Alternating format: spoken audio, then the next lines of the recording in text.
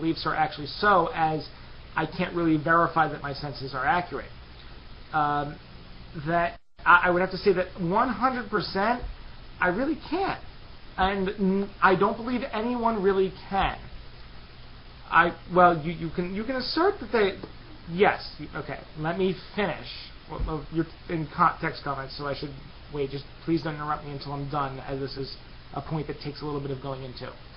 Now, I will assert that I cannot prove 100% anything in reality beyond that I exist, because I think therefore I am. Now, I admit that there is a possibility that everything that I know outside of myself, my hand, this glass, this delicious glass of bourbon that I have right here, is not actually real. It's not there. I can't prove that it exists. I have no necessary basis to prove 100%.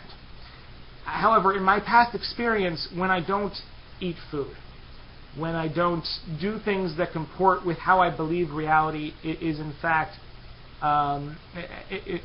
portrayed to me, and again, let me finish because I can already hear your rebuttal. Even though I can't prove that to a certain extent, as far as my past experience is concerned, I have good reason to believe that if I get stabbed in the stomach or the brain, I'm possibly going to die and cease to exist. There is a possibility of solipsism. There really is. But it's only a possibility, and there's no evidence really for it.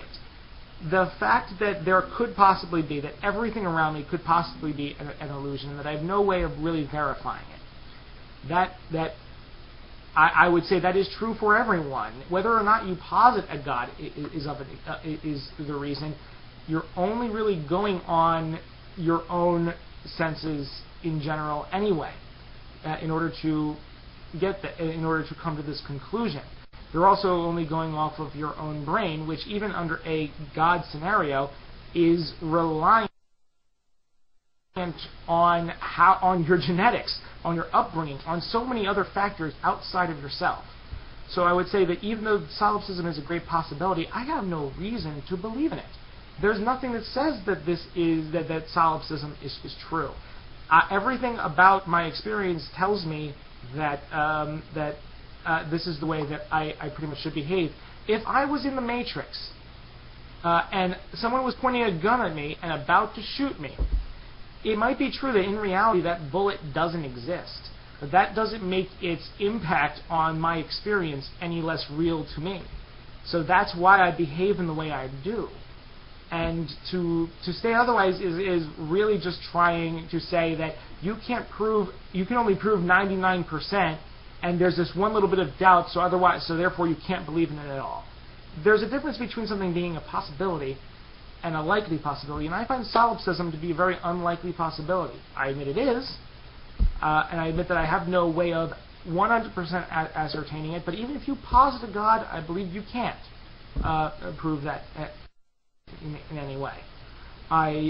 I'm hoping that answers your question as well as it can. That's about all I can say on this, and I don't think we can give you any more time on that. So please stay on dock. Thanks for your answer on this discussion. Thank you. I'm guessing you're probably going to make a YouTube video about it. Please let me know. Smart Mouth, you're up. Ask whatever you'd like to whoever you'd like. I would like to ask first MigKiller and then honest discussion of this question. In the Old Testament, God's chosen people, the Israelites, frequently participated in military campaigns at God's behest and were expected to kill even their own family members for even minor transgressions against His law. On the other hand, Jesus frequently preached in favor of a very strict form of pacifism comparable to that of Gandhi.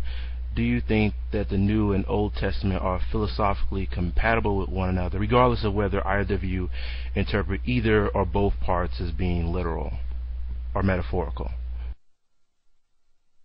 I think the question goes to you first. Maybe I think the question goes to you first.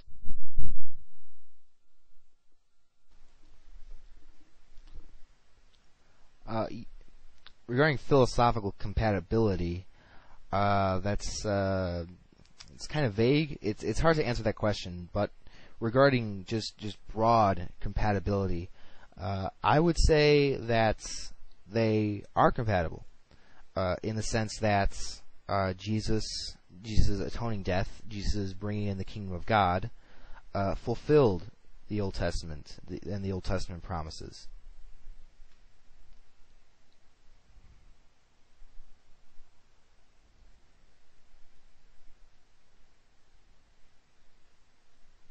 Well, do you consider them to... Never mind, go ahead. Nope, you're already doing what I was asking, so go ahead. Well, to be more specific, do you think they're more... Do you think they're philosophically compatible in terms of morality?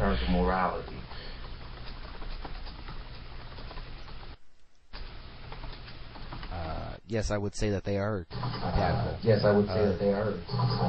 Yes, I would say that they are. Yes. Okay.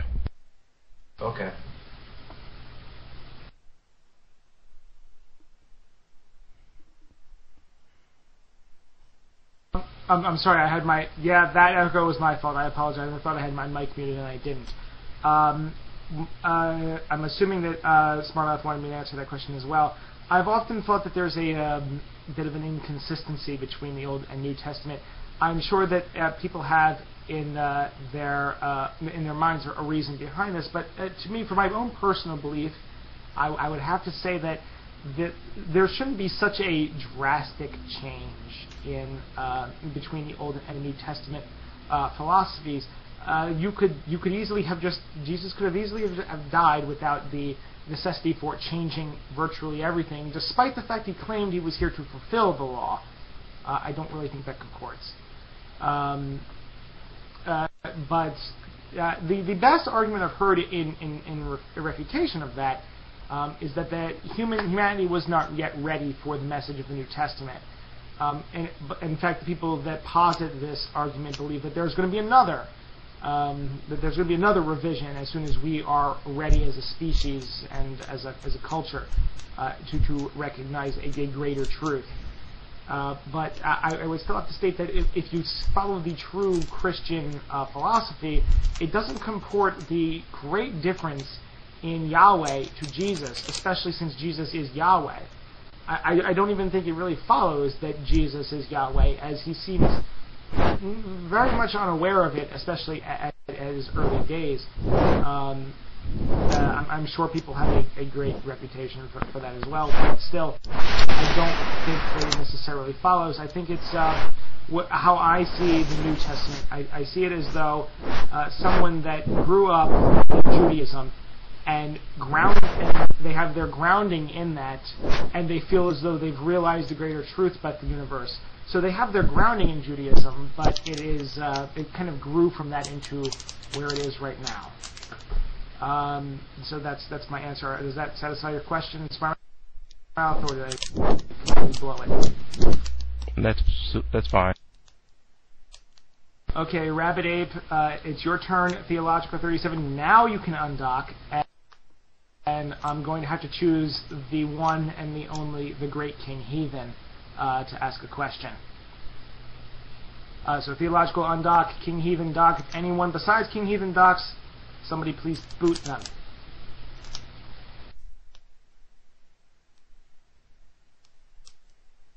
Okay, so I want to apologize in advance for the slap here. I haven't really planned this out too much. I don't know if Mig has kind of answered this question elsewhere, and I don't know if it's been explicitly or tangentially addressed with any of the debate that's happened so far tonight. But my primary inspiration for this question was a video I watched recently by Theoretical Bullshit addressed to Veritas. And I guess what I want to ask MigKillerTwo, and a little bit of background on my question, is like, it's only been in the context of these atheist versus theist debates that I hear about things like morality being proscriptive or descriptive. I've never heard that anywhere else before.